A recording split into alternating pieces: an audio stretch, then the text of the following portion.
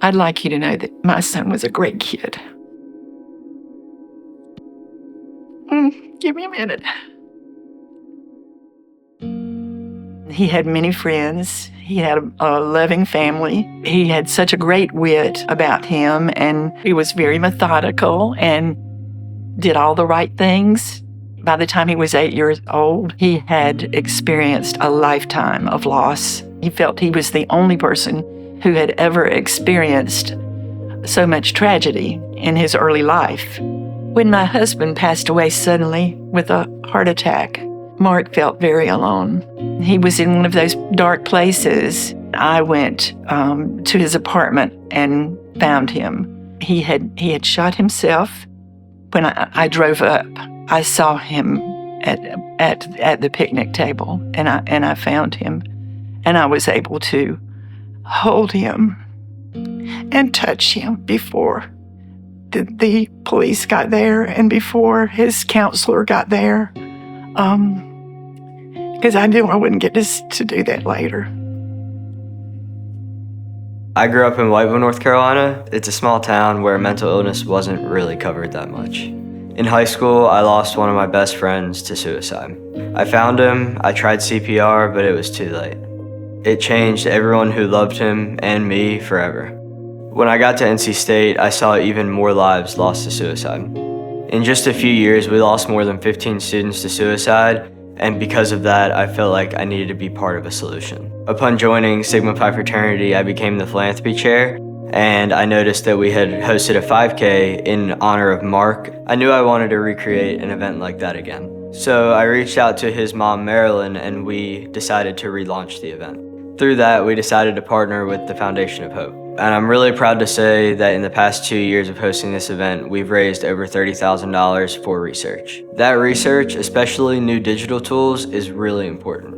I just wish that my friend, the classmates that I lost, and Marc had access to this technology. Over the past decade, we've seen tremendous increases in rates of anxiety, depression, and other mood disorders in our children and adolescents. And access to evidence-based mental health care services is becoming increasingly limited.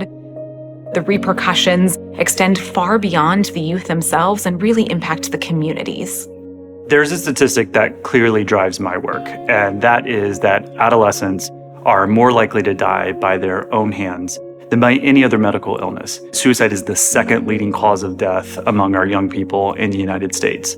And that's the reason why I do what I do in my research. My colleagues here in CHAMP, we are focused on helping kids thrive and treating their concerns rather than ever reaching that point. The mission of CHAMP is to advance the prevention and treatment of youth anxiety and mood disorders and to extend evidence-based, research-backed treatment solutions to communities in North Carolina and beyond.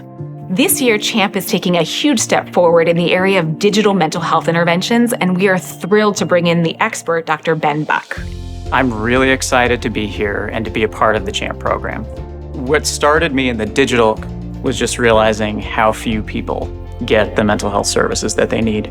We have a fragmented mental health system. People are often pulling together support from lots of different places. So often you're traveling long distances, you don't know where to go, and you might be scared to talk to somebody. This year, CHAMP is launching a series of digital mental health innovations. Some of those include apps for young adults at risk for psychosis and also apps for their family caregivers and supports. The first place people look when they're confused by their experiences or something their loved one is going through is online.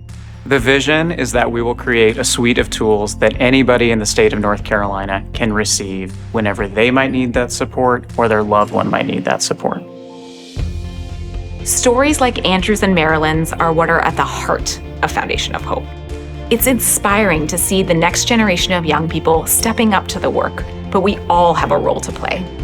Together, we can create new research and new resources like digital mental health innovations that will make a real impact on the lives of young people who need it the most. At 21, I've seen more than my share of tragedy. It's everywhere, and we can't ignore this crisis. The tools to help are already in our pocket. We just need the research to make them work better for more people. Imagine the lives that we can save if we start right now. this doesn't bring my son back, but it may save somebody else's son or daughter, what we're able to do here today. My hope is that there'll be fewer and fewer and then no parents sitting in my seat.